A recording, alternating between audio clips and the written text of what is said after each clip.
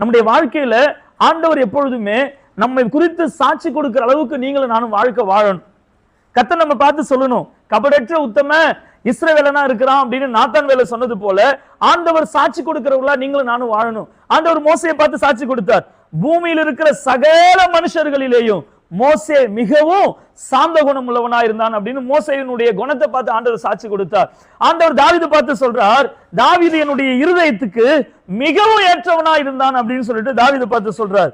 ஆண்டவர் எசேக்கியாவை பார்த்து சொல்றாரு, எசேக்கியா ராஜாவை குறித்து, எசேக்கியா என்னுடைய தாசன், எனக்கு பிரியமானது எல்லாவற்றையும் அவன் செய்திருக்கிறான் அப்படின்னு சொல்லிட்டு சாட்சி கொடுக்கிறார். ஆண்டவர் கோரேஸ் ராஜாவை குறித்து சாட்சி கொடுக்கிறார்.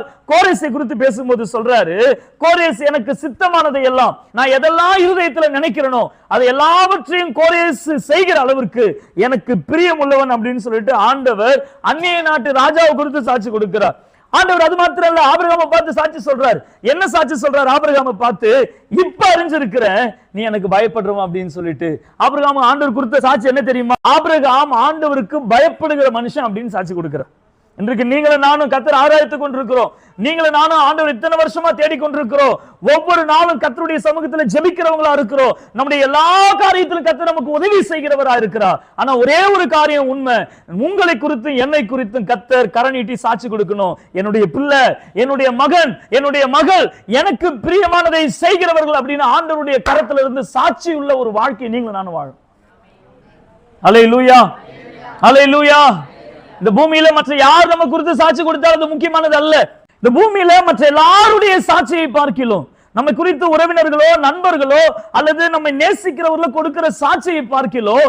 வானத்தையும் பூமியை உண்டாக்கின பரலோகத்தின் தேவன் கொடுக்கிற சாட்சி தான் மிகவும் மேன்மை உள்ளது. பெருவெல்லாம் வரும், பெரு இறைச்சல் கேட்கறது போல இருக்கும், வாழ்க்கையில வெறுமையான சூழ்நிலை இருக்கும், வியாதியின் கொடூரம் மிகப்பெரிய அளவுல பெருகி இருக்கும். ஐயோ முடிஞ்சிருச்சு, இன்னும் கொஞ்ச நேரத்துல அவங்க இறந்து போயிடுவாங்க. நமக்கு விரோதமா எழும்பின அநேக ஜனங்க நம்முடைய மரணத்திற்காக காத்திருக்கிற சூழ்நிலைகள் கூட ஏற்படலாம். ஆனா ஒரு காரியத்தை சொல்றேன், கர்த்தர் எந்த சூழ்நிலையிலேயும் அழைத்த அழைப்புக்கு பாத்திரமாய் நடக்கிற தம்முடைய பிள்ளைகளை ஆண்டவர் வெட்கப்படுத்தாம ஜீவனோடு கூட நடத்தி செல்ல அவர் உண்மையும் நீதியும் உள்ளவரா இருக்கிறார். ஏன்னா எனக்கு தெரியும், நான் ஆராதிக்கிற தேவன் அவர் உண்மையுள்ளவர், நான் ஆராதிக்கிற தேவன் அவர் ஜீவன் உள்ளவர். நீ எவ்வளவாய் சத்துரு பிரச்சனைகள் போராட்டங்களோடு கூட எழும்பி வந்தாலும் கூட அவர் நம்முடைய கரம் பிடித்து பாதுகாப்பாய் நடத்தி செல்ல அவர் நீதி உள்ளவரா இருக்கிறார்.